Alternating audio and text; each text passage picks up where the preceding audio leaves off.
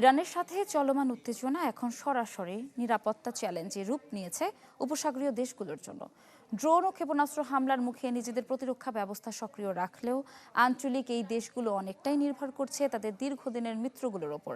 কিন্তু প্রশ্ন হচ্ছে, এই মিত্ররা আসলে কতটা সাহায্য করতে পারবে? এখন ঘরেই হবে বিয়ে বাড়ির পোলাও, যদি থাকে আকিজ এসেনশিয়াল সুগন্ধি চিনি গুঁড়া চাল।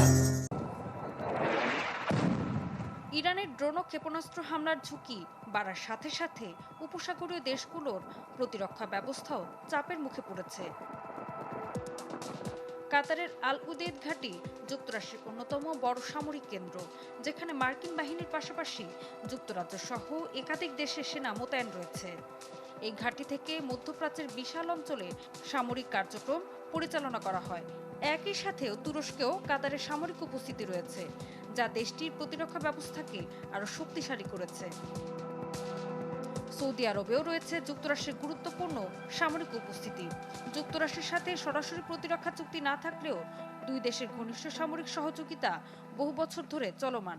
পাশাপাশি পাকিস্তানের সাথে সৌদি আরবের প্রতিরক্ষা চুক্তির ফলে সেখানে কয়েক হাজার পাকিস্তানি সেনা মোতায়েন রয়েছে, যা সংকটের সময় অতিরিক্ত নিরাপত্তা সহায়তা দিতে পারে। আরব আমিরাতের আল ধারফা ঘাঁটিতে রয়েছে উন্নত মানের মার্কিন যুদ্ধবিমান, ড্রোন ও নজরদারি প্রযুক্তি।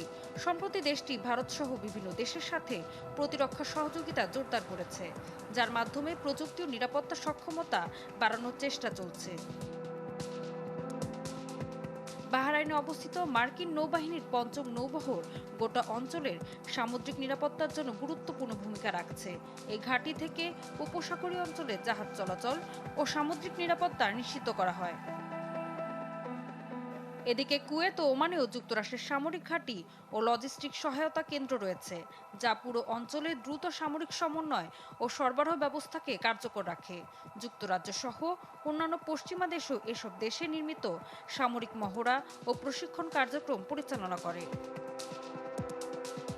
তবে এত সব সামরিক জোট ও ঘাঁটি থাকা সত্ত্বেও সরাসরি যুদ্ধে অংশগ্রহণ করার ক্ষেত্রে মিত্র দেশগুলো এখনও অনেকটাই সতর্ক অবস্থানে রয়েছে।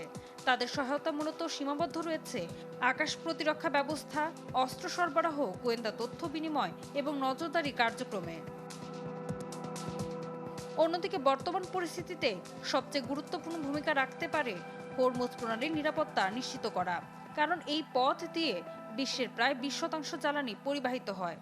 তাই সব মিলিয়ে উপসাগরীয় দেশগুলোর পাশে শক্তিশালী মিত্র থাকলেও বর্তমান সংঘাতে সেই সহায়তা মূলত প্রতিরক্ষামূলক এবং সীমিত পর্যায়ে রয়ে গেছে, যেখানে পূর্ণমাত্রার সামরিক হস্তক্ষেপ এখনও অনিশ্চিত। ঋতু সাহা, চ্যানেল 24।